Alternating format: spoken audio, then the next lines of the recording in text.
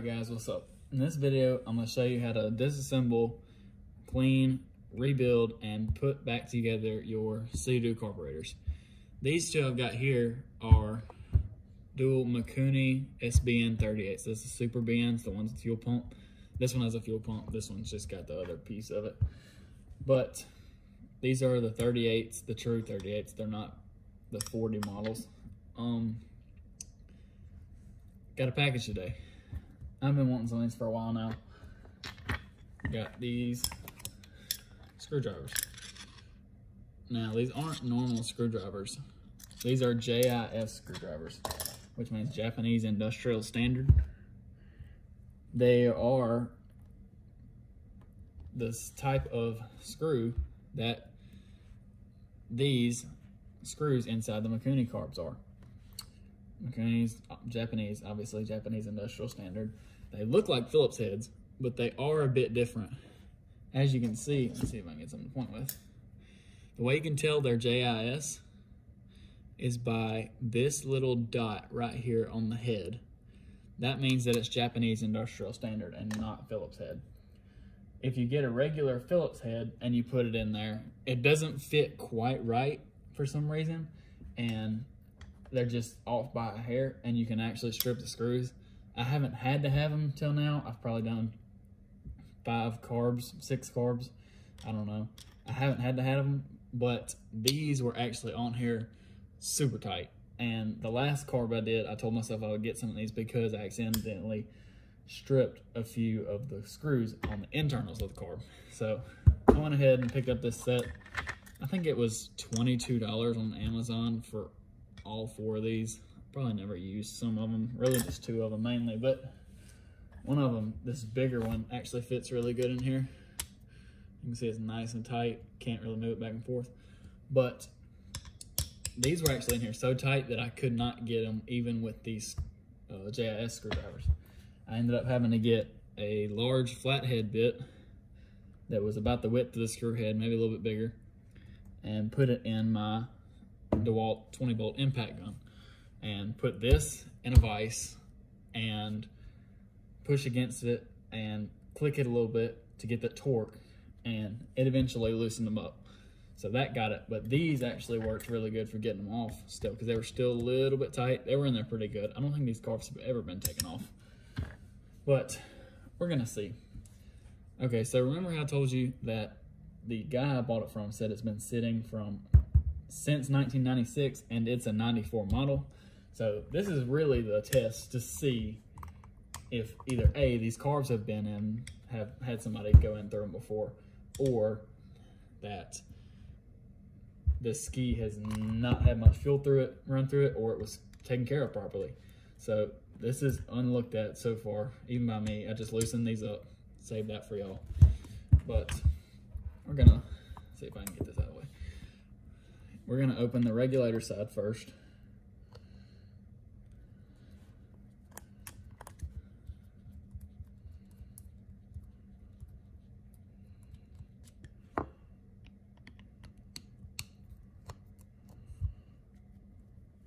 And it's still kind of snug in there.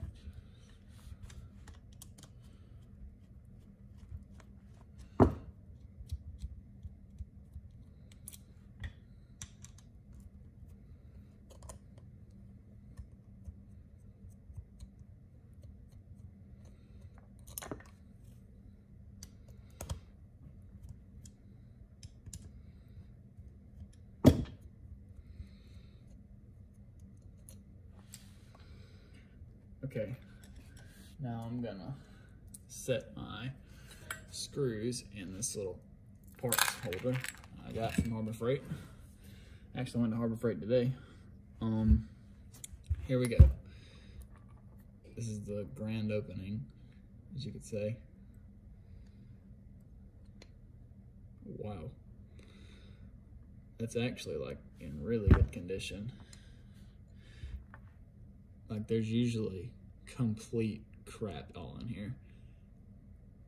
I'll throw up a picture in the video of what the last carp I did look like. It was really bad. This wasn't stuck to the housing too bad. Housing's clean. this is deformed and stiff on this end. You can see it's pretty deformed a little bit. These things have to be like exactly perfect to work right. See, like, it's not gonna work like this. So, good thing I've already ordered the rebuild kit. It should be here in a few days. But for now, we can go ahead and take these apart and clean them. Just gonna throw that to the side. We do not need this again. I save my old parts anyways, because like, for instance, this could be used maybe if you really, really needed to. Your ski wouldn't run perfect, that's for sure. But you might could use it. Okay. So we see again, here is our dots on the screws. There's one there and one up here. These are really clean carbs, so either somebody's been in here before or the ski hasn't had much gas to run through it, or both. It honestly looks like both. I think somebody has been through here though, because as we can see on there, there's a little bit of stripping from where they used a Phillips head. Let's see if we can break this one loose with the JS. Man. See if we can use this other one.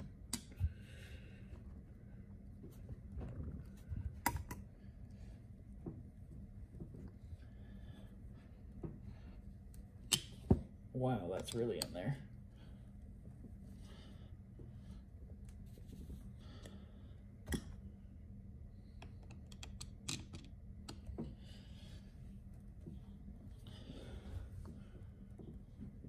Somebody must have like torqued these down, because I absolutely cannot get these out.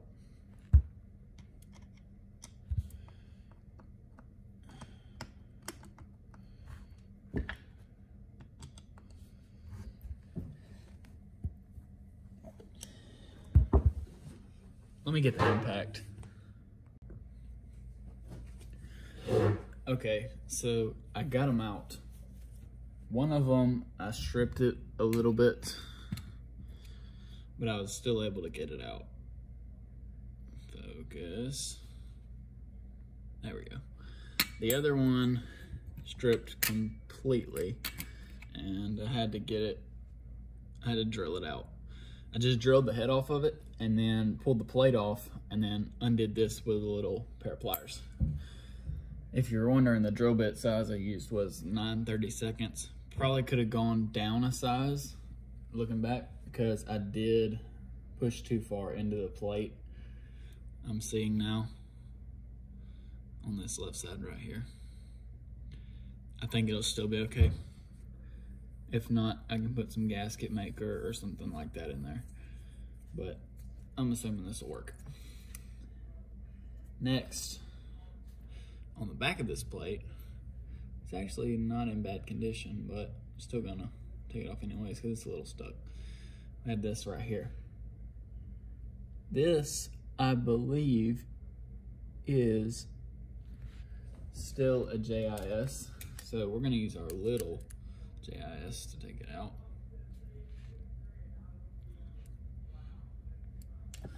Let's actually try an impact real quick.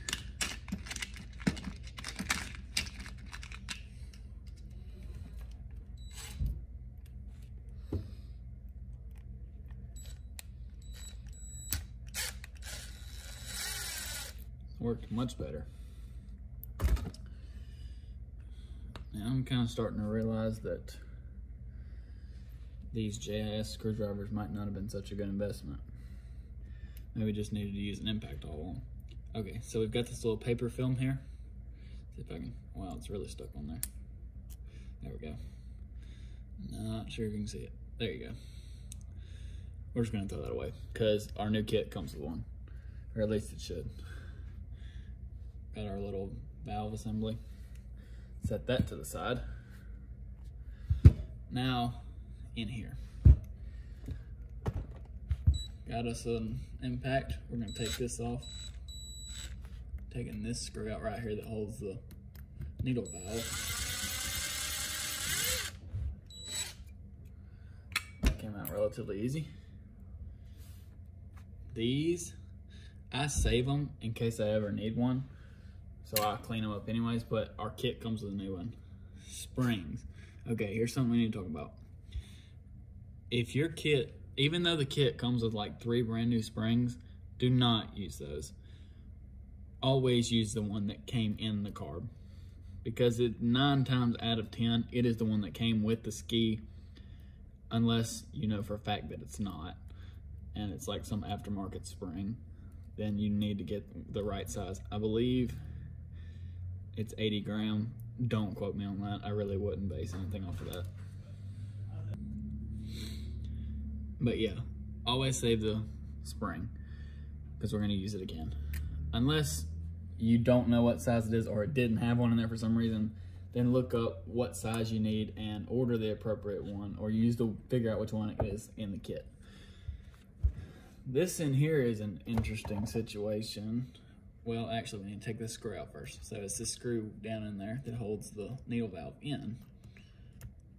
Okay, see if we can get this impact on here.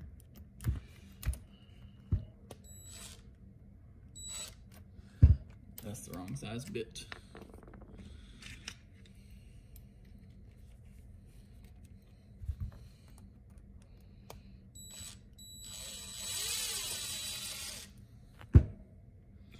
Got that one out.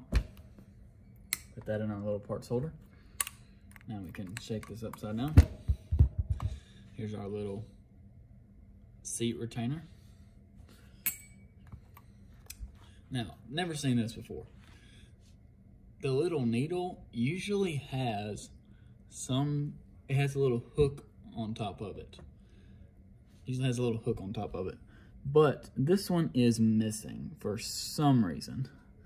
So I'm not sure if this needle is like stuck in here and the spring is forever gone. Oh, it came out. It was kind of stuck. Oh, wow, that's nasty. That needle tip is completely disgusting. Let me see if I can even wipe that off. It's not even like wiping off. Well, maybe. The tip is kind of chewed up on the end. Let's see, it's chewed up all around the end. So that's a bad needle. Good thing I ordered the extra needle and seat. Whenever you're rebuilding your carbs, always order the needle and seat. It's an extra like $15, $20 per carb. It's worth it. That's literally like 9 times out of 10 what either gets stuck or just wears out in here, especially this O-ring. Just gets nasty and all that. I always use needle and seat. Oh, and like, see how loose this O-ring is? Just kind of sliding around there. That's not good. So we'll put that to the side. I save them in case I ever need it. Shouldn't ever need it, because I always rebuild with OEM kits. That's what I was saying. Never buy the little aftermarket kits from Amazon or eBay that are like $15, $20. Don't even buy the Wenderosa or Venom kits that are like $50 per carb. Always, always, always buy the genuine OEM MIKUNI carburetors kit for that exact carburetor. You can get them from Bay Area Power Sports, Amazon a lot of times, and OSD Marine has them. Now, I don't get paid to say any of this. I've just personally ordered from all those 3 places. This particular time, I'm ordering them from OSD Parts, OSD Marine. We'll see how that works out. I've had good success with the Bay Area Power Sports and Amazon too. So it's all the same kits, same prices usually. Just whoever gets it there faster, and sometimes I'll have a discount. But always use the OEM kits. That's just where you can find them. Now, you can see down in here, let me get something to point with. We have main jet, pilot jet. We need to get those out.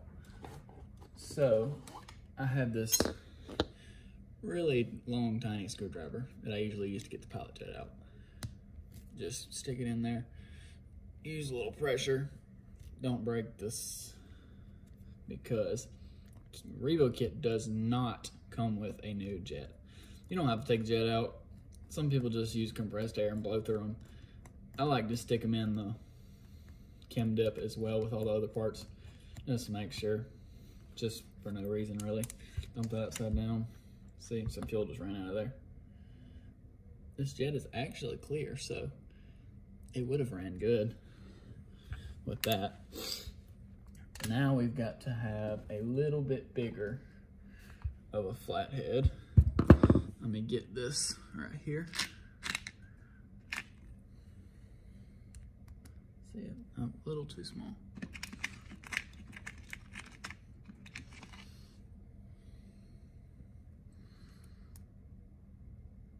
That one should work.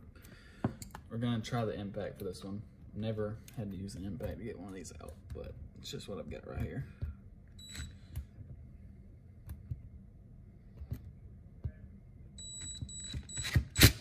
There we go. Kind of tap it lightly. Make sure you got the right size or you'll end up tearing up the jet. That one's clear as well. Put it to the side. Okay, now there is a gasket that goes here. I had already taken it out. It's just a black gasket. You don't have to save it. If you're just cleaning your carbs, which I don't recommend just cleaning the carbs, unless you've recently rebuilt them personally or you know somebody who has, and they were done right, but that is usually there. You can throw it away, keep it, whatever you want to do with it. I usually keep all my old parts just because I'm that type of person, because I'm sure for some reason down the road somewhere, I will need that particular part. Maybe not, who knows? Doesn't take up much space, so why not? Now, I've got my little bit bigger flathead. We're gonna do the fuel pump side. It's just these 4 screws. 1, 2, 3, 4. This is the mag carb, by the way.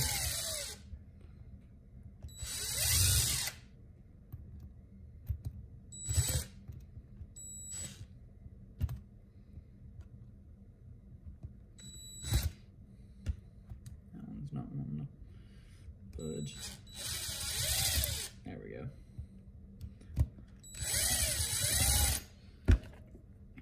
Take these out with my hands. I can tell this thing is just falling out. I had already loosened these as well because these were in there really tight. Set those to the side in our little parts bucket. Now, first things first, this is our fuel pump. The little diaphragm. This is the pulse line that goes to the crankcase. You can see there's some fuel in there. See? Comes out when we do that. Make sure you do this on a rag, just FYI. Paper towels are fine, whatever you want to use. Or just squirt some at the camera. But this, we can take off the plastic cover. Little plastic diaphragm. Tore it up a little bit, it's okay. We're not reusing it. You should never reuse those for any reason. Now these gaskets are always the pain. I just try to peel them off as much as I can. Let me wipe this off. Peel them off as much as I can. Run them with the chem dip. Let them sit. That usually helps them come off a little bit. Then towards the end, I usually have to take a wire wheel or a file to it to get it extra clean. You could sandblast it. I don't have a sandblaster yet, hoping to get one soon. But for now, I'm just gonna use the wire wheel trick. And a lot of times the fuel cleaner, the chem dip stuff, we'll take it off. There's a lot of little particles in this fuel. I don't know if you can see it. Yeah, you might can see it right there. There's a lot of little particles. Not sure what it is, but it'll be okay. Set this to the side. Now we've got this second piece. Oh wow, we're just peeling a little diaphragm off here. But O-ring, take that off. Let me get this little screwdriver. Got a pick set, but it's not right here at the moment. We'll use this. Actually, we're gonna have to get the pick set. Be right back.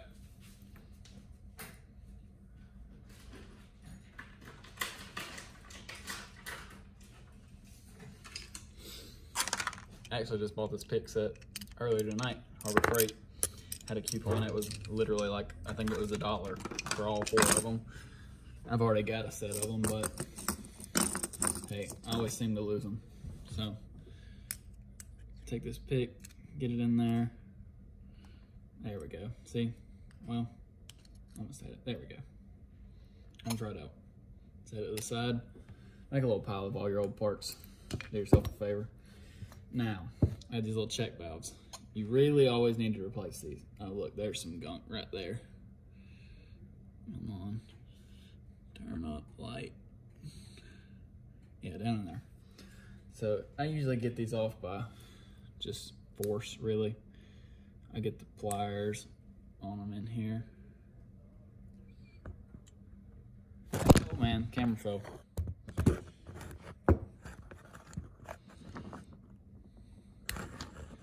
All good? All good. Okay. Set that out real quick.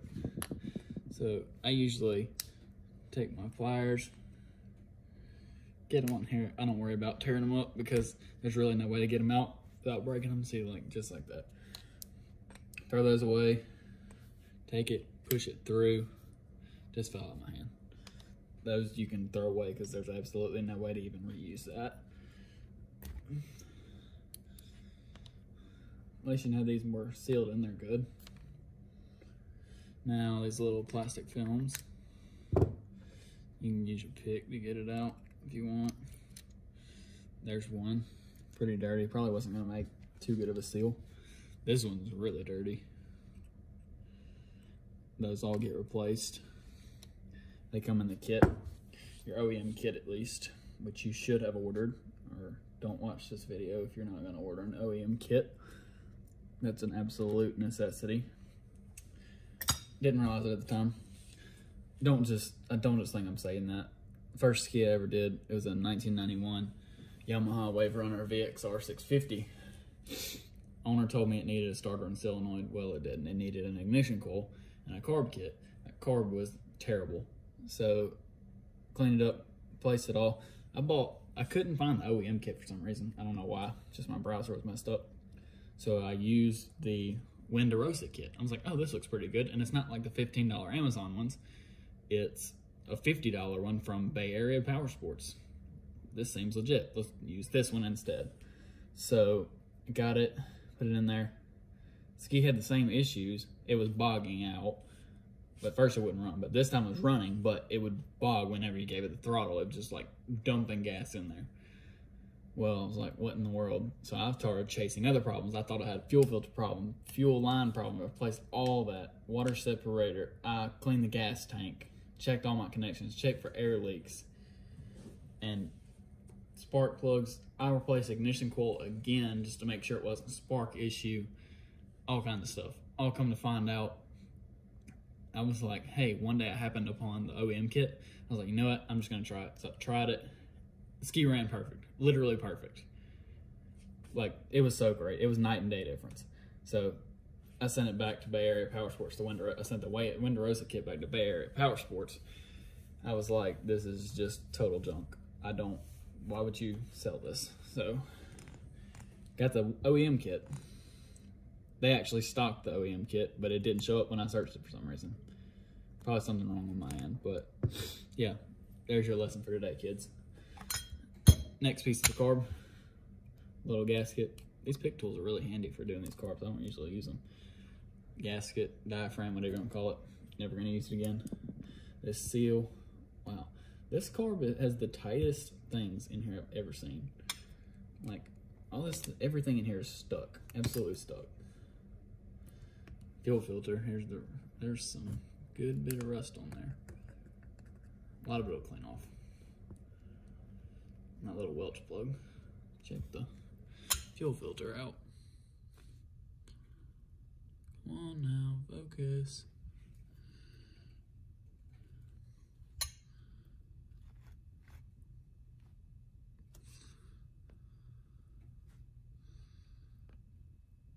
There we go. Not terrible, but it's not good either. Better than having it in the engine, I guess. But yeah, now refocus. This is why nobody films their YouTube videos with an iPhone. I mean, it is an iPhone XS Max, but still. it does the job. I don't feel like spending money on a camera right now. Barely got enough money to do these jet skis. So, all right, that's about it. Just kidding. Don't take what I just said. We have to do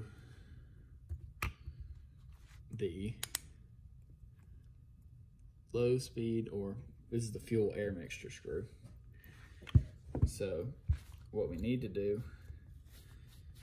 if you don't have your factory service manual or anything, you can just take, let me find the screwdriver.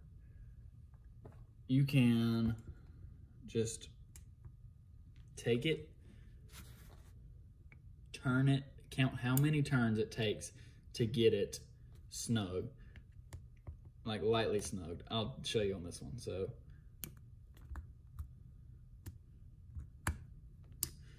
half, you can't see any of this. Wow.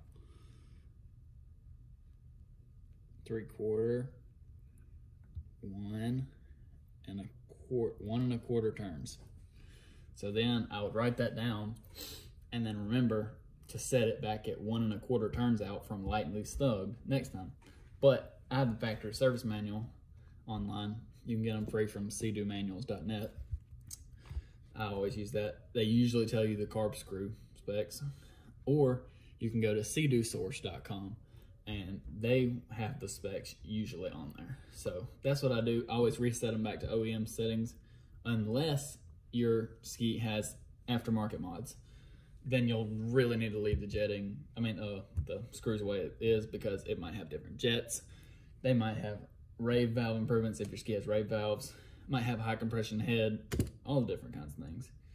So you just need to leave it alone and set it back how it was, if it's that way. But so we're just gonna take this all the way out.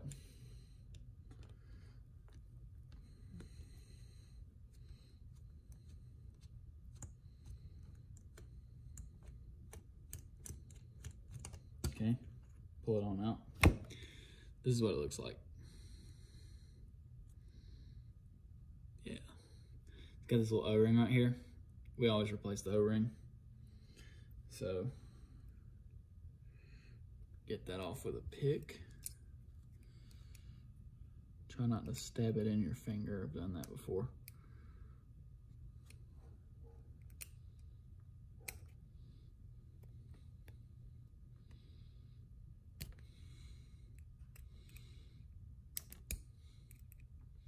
You could cut it off if you really just got aggravated with it. But you need to replace these. Like, see how flat that is? An O-ring's not supposed to be flat like that. It's just from being adjusted back and forth. There we go. We can leave it like this. I usually do.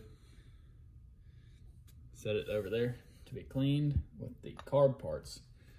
I don't put them with the screws, I put them with the carb parts. That should be all for this carb.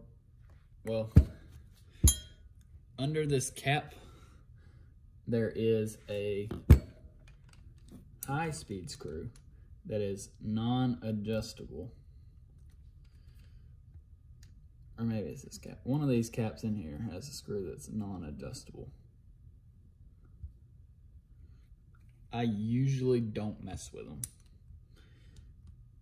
I just, like, I can get it off. See, like, I got it off. You know what? It's off. We're going to do it. Just remember, like, which way this was. Wow, that's really close. It was pointed down. Like, if the carb sits like this, chokes up here, it was pointed down. Just remember that. Set that aside. Gonna take our screwdriver. Unscrew, well, we can count our turns, remember? Half, or quarter really, almost 0. That setting is also on the cdosource.com, and I believe the factory manuals. So I'm not too worried about that. If you really can't find it, ask around some forums. Oh, wow, that spring's stuck in there. See, the O-ring did not come out this time. It's still in there.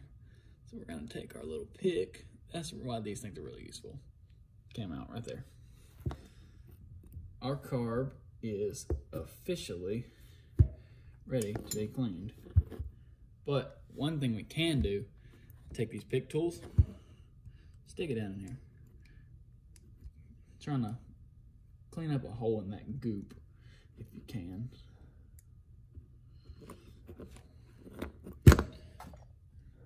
Well, here we go. Trying to clean up some of that goop. All right, now it's the same for the other carb. I'll actually do the other carb, at least on the fuel pump side, just to show you the difference. It's not really any different at all. Let me get it off real quick. This side's flat instead of having that fuel pump side cover on it. It's still technically a fuel pump, I believe. Not 100% sure on that. Probably. I don't think it doesn't really do anything. It's just got a filter on it. Our washer stayed on there. I'll get that off in a second. Let's see. That. We got that. Another filter. We can check this filter. Less gaskets and diaphragms on this end for sure. That one is a little more. Focus, focus. There you go. That one is a little bit more dirty. Throw that to the side. That plug actually has no rust on it. That is a stark contrast from the other one. Pick tool, get this gasket out. This is exactly the same as the other side. So just do that. Make sure you take all the stuff out and then you're done. Okay, now it's time to put the carbs in. These carbs really don't fit in there all that well. They're pretty bulky carb. What you usually have to end up doing is let this parts basket drain out of here real quick. I usually take it out, just set it on the lid or something, and then with my gloved hand, figure out a way to worm this in there and stick it in there on the bottom. And then I'll take the other pieces, just drop those down in there.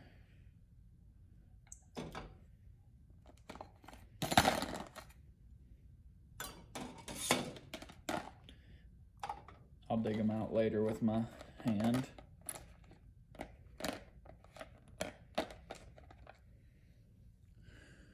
Remember what these look like. It goes the top of the spring, and you've got washers. Just make sure you don't lose anything. I actually think we're gonna save these and put them in the basket with the screws for the next go round. So that's all for in there. We're just gonna leave the parts basket out this round. It does stink, so, and it does drip. So leave it on a paper towel, an old rag, something like that. Let that drain. You really don't want to get this stuff anywhere. It's actually really disgusting, to be honest with you. Now I'm gonna take a rag, wipe my gloves off. That way I don't get it on my tools. And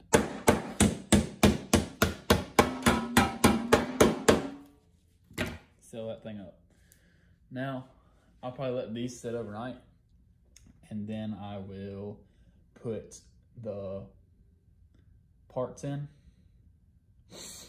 and then I'll wait and do the other whole carb, and then I'll wait and do those parts. Or I might combine the parts, I'm not sure yet. But yeah, that's all for right now. See you around.